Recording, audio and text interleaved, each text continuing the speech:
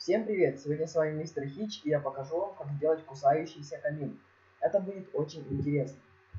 Для этого нам понадобится кирпич,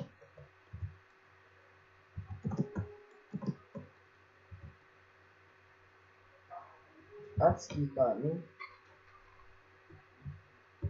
Так, еще здесь кирпич ставим. Значит, сюда.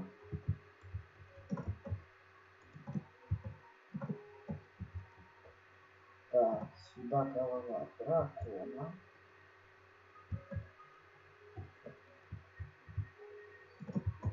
Сюда.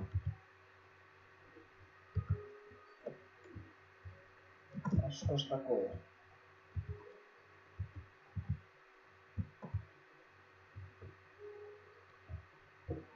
Так, сюда мы располагаем кнопку. По бокам можно его прикрасить этими ступеньками. Но это на любителя уже. Еще нам понадобится решетка.